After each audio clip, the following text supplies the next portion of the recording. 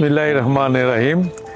আমি খন্দকার আবু আশফাক, ঢাকা জেলা বিএনপি সভাপতি এবং দোহার-নগর ঢাকা 1 আসনে বিএনপির ধানের শীষে মনোনীত প্রার্থী। আমি আপনাদেরকে নিয়ে এমন একটি সমাজ গড়তে চাই যেখানে কোনো হানাহানি থাকবে না, মারামারি থাকবে না, খুনাখুনি থাকবে না, চাঁদাবাজি থাকবে না, মানুষের উপর নির্যাতন হবে না। সর্বোপরি মাদক মুক্ত একটি সমাজ আপনাদেরকে নিয়ে করতে চাই। মানুষ মানুষের জন্য, জীবন জীবনের জন্য। আজ আমাদের যুবক ভাইরা কিন্তু গতানুগতিক হয়ে যাচ্ছে দিন দিন। নতুন কিছু করতে হবে, নতুন কিছু শিখতে হবে। কিভাবে আমাদের সন্তানদেরকে নতুন করে গড়ে তোলা যায়, কিভাবে আমাদের যুব সমাজের লেখাপড়ার সাথে সাথে তাদের কর্মসংস্থানের ব্যবস্থা করা যায়, কিভাবে আমাদের মা বোনদেরকে ঘর সংসারের ফাঁকে ফাঁকে তাদেরকে কর্মসংস্থানের ব্যবস্থা করা যায়।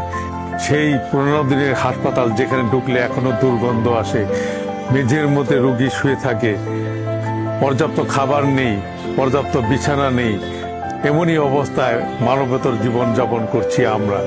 কিন্তু আমাদের পরবর্তী প্রজন্ম কি তাই চায়? না। আর কোনো সত্য ঘটনা লিখতে যেও যেন আমাদের কোনো তরুণ ভাই বোন এদেরকে নির্যাতনের শিকার না হতে না হয়, এদেরকে নামে যেন মামলা না হয়, এদেরকে যেন জেলখানা যেতে না হয়, আমাদের জনগণকে ঢাকার দিকে ছুটতে না হয়, বিদেশের দিকে ছুটতে না হয়। আমরা কৃষকের সন্তান, আমাদের পিতা মাতা ছিলেন কৃষকের সন্তান। কৃষকের সন্তান হয়ে আমরা যদি কৃষিতে স্বনির্ভর হতে না পারি তাহলে তো দেশ এগোবে না। তাই আমরা দেশে কৃষিতে বিপ্লব ঘটাতে হলে আমাদের আধুনিক শিক্ষা, আধুনিক যন্ত্রপাতি, শিক্ষার মাধ্যমে আমাদেরকে কৃষিক্ষেত্রে বিপ্লব ঘটাতে হবে।